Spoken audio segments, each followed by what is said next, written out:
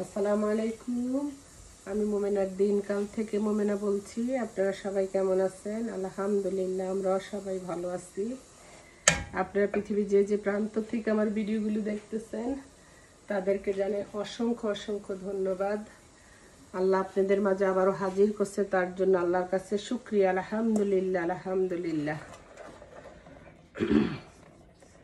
এখানে আমি একটু পিঠা বানাবো, কুলি পিঠা। সেই জন্য আপনার একটু চাউলের গুঁড়া আর ময়দা মিক্স করে যে পরিমাণ আপনি বানাবেন, আমি অর্ধেক চাউলের গুঁড়া, 1 কাপ চাউলের গুঁড়া আর 1 কাপ ময়দা নিচ্ছি। আর কাইটা করে নেই, তারপরে আমি শিরাতে চলে যাব। আমাদের দেশের বাড়ি হলো চাঁদপুর, বুঝছেন? আমাদের গ্রামের মানুষ কোনো সময় চাঁদপুর কইতে পারে না, কয় চাঁদপুর। টাকা কইতে পারে না, কয় টেহা।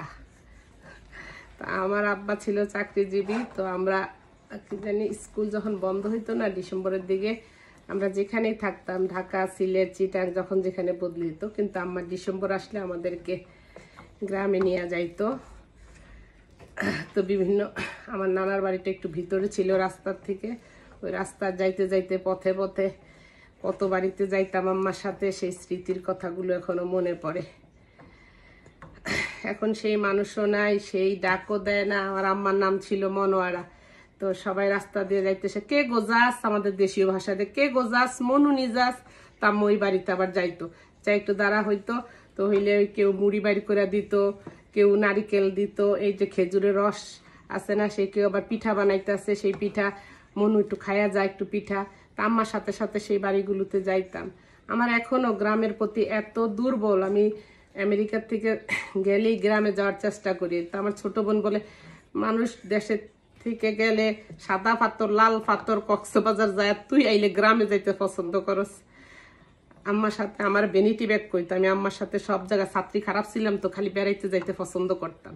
এখনো আমার ঘোরা গাড়ির থেকে কারো বাসায় যা গল্প করা, ইয়া করে, এটা আমার খুব ভাল লাগে। আরে আমি একটু পিঠা বানাইতেছি, কালকে আমার বাসায় এক ভাবি আসবে, আপনারা চিনেন।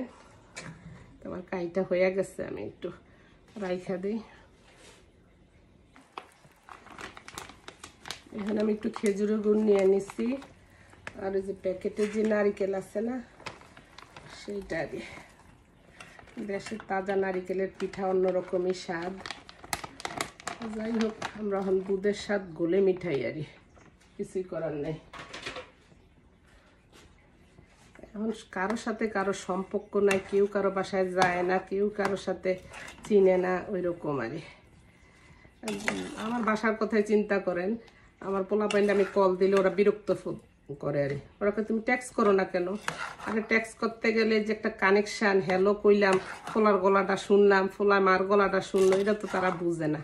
ট্যাক্স করতে গেলে আমার মাথাটা নিচু করে তাকায়া থাকতে হয়, হাতে ব্যথা হয়ে যায়, সেদিকে খেয়াল নাই। যে অনেক আপুরা আমারে কমেন্ট করেন, লাইক করেন, যাই করেন না কেন, আমি অনেক সময় ট্যাক্সের উত্তর দিতে পারি না। আমিও তো ছাত্রী ভালো না, খালি দিন যাওয়ানোর কথা। আরই যাই হোক, এখানে নারিকেলটা কষুক, তারপর পিঠা বানাইতে চলে যাব।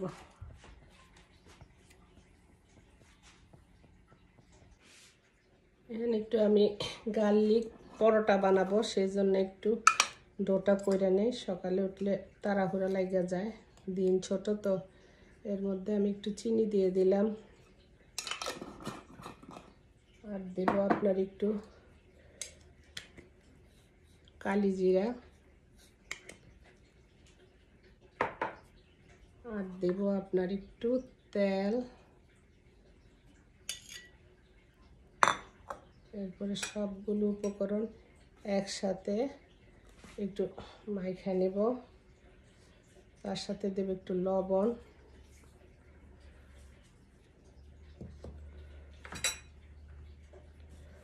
যা বলতেছিলাম, আরে দেখেন ওই দিন ডাক্তারখানায় গেছি, একটা ডাক্তারের সাথে যে রুগীর সম্পর্ক, এখন কোনো সেই সম্পর্কটাও নাই। আপনি যাবেন, বাংলাদেশও সেম থিং, নাম এন্ট্রি করবেন, আপনাকে বলবে হ্যাভ এ সিট, আপনি হ্যাভ এ সিট করবেন। কতক্ষণ পড়বে, আপনার যা নাম থাকবে করিমন সরিমন, ডাকবে মোমেনা সরকার, আপনি হাজির হবেন। ওকে আপনার প্রেশার ডায়াবেটিসগুলো দেখলো, এগুলি কম্পিউটার মধ্যে সেট করে দিল, রাইট। আচ্ছা, তারপর আমি দিব একটু টক দই।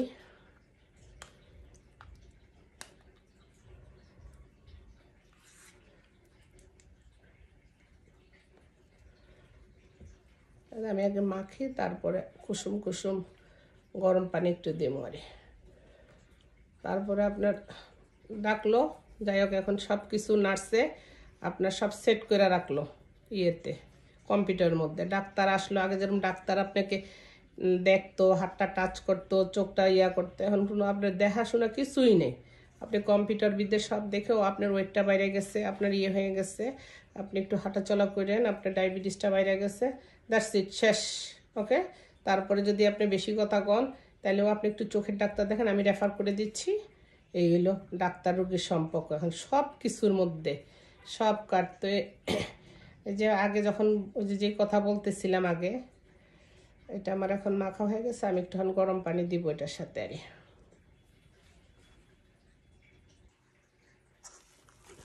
এই যে ময়দাটা আমি ভালো করে মাইখা নিলাম, আমি একটু পানি দিছি সাথে। এখন আমি এটা রেস্টে রেখে দেব, তারপরে কিভাবে বানাই আপনাদের মাঝে আবার ফিরে আসতেছি। এখন আর পারি না, যাই হোক আপনারা এটা এখন খাবার করে রাখবেন, কতক্ষণ পরে আমি আসতেছি আবার। এখানে ওই যে কুলি পিঠা করবো যে, সেই জন্য সেই আটাটা মইথা নিছি। এখন রুটি বানাইয়া, আপনাদের কাছে যদি কাটার থাকে কাটারের সাহায্যে, আমার কাছে কাটার নাই, আমি আপনার একটা ডিব্বার মুখের ওইটা দিয়ে কাটবো। আরে তো রুটি ভালো বানাইতে পারি না।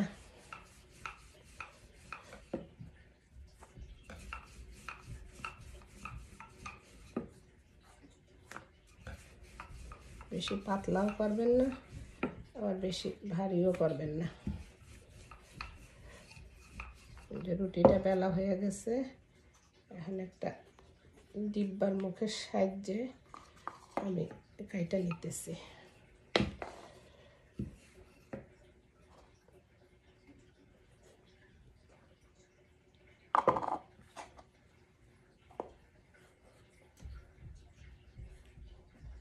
কোনো কিছু বানাইয়া দেখাইতে গেলে ভিডিও বড় হয়ে যায়, বেশি বড় হইলে আবার আপনারা দেখবেন না। সব দিকেই মুশকিল গো বোন, দুনিয়াটাই মুশকিলের। এখন আমি এখানে যে আমি নারিকেলের পুরগুলো নিয়ে নিলাম, মিডলে দিয়ে দিবেন, তারপর আঙ্গুল দিয়ে প্রেস করবেন, হয়ে গেল আপনার কুলি পিঠা। আমি একটু ডিজাইন করার লেগে আবার একটু কাঁটা চামচ দিয়ে ইয়ে দিব, দাঁড়ান।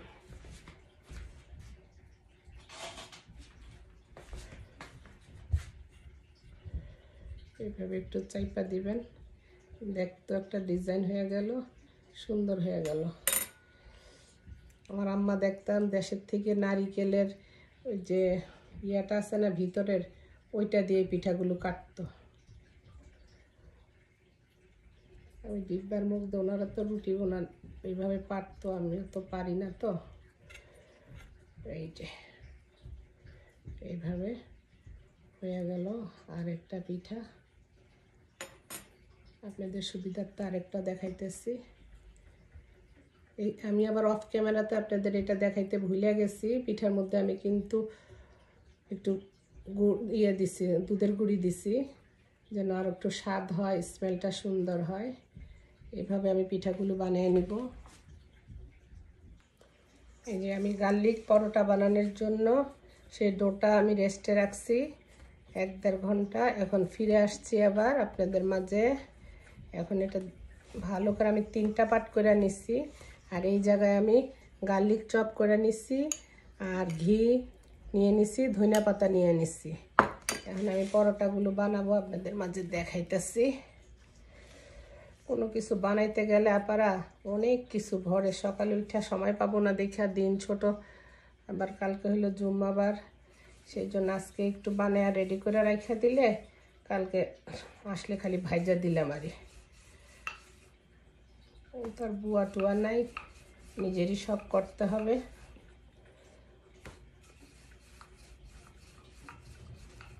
এরকম করে আমি আবার এই অফ ক্যামেরাতে ভুলে গেছি আপনাদেরকে দেখাইতে, এটার মধ্যে আমি একটু গার্লিক পাউডার দিছি এই আটাটার মধ্যে, এটা আপনাদেরকে দেখাইতে ভুলে গেছি, সরি আপুরা। আপনার যদি বাসায় থাকে, এটা গার্লিক পরোটা তো। এই যে এখন আমি এটার মধ্যে সেই ধনিয়া পাতা, ঘি, বাটার, যা যেটা দিতে মন চায় সেই ঘি জ্বালিয়েই বাটার জ্বালিয়ে ঘি করে, তো ঘি দিয়ে দিলাম। আর গার্লিকটা চপ করে দিছি, ধনিয়া পাতাটাও চপ করে দিছি। এই যে হয়ে গেল। এখন আপনারা কি করবো, যে প্রসেসিং ইজি তাড়াতাড়ি হওয়ার জন্য এইভাবে রোল করে নেবেন। এটাতে আমি 4টা বানাবো তাড়াতাড়ি হওয়ার জন্য। এই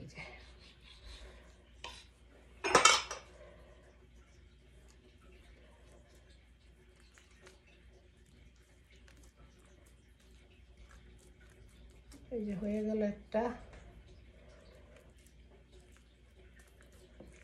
এই যে হয়ে গেল আর একটা। এভাবে আমি বাকিগুলো সবগুলো বানিয়ে নিব। কালকে শুধু বেলা দিব, বুঝছেন। যদি গুছিয়ে রাখি কাজ না, তাহলে মেহমান আসলে একটু তাড়াতাড়ি হয় আর সব কিছু আর। তো ঠিক আছে আপনারা ভালো থাকেন, ইনশাল্লাহ কালকে আবার গেস্টদের নিয়ে আপনাদের সাথে দেখা হবে, কথা হবে। আসসালামু আলাইকুম। যদি আমার ভিডিওগুলো ভালো লাগে তাহলে লাইক করেন, শেয়ার করেন।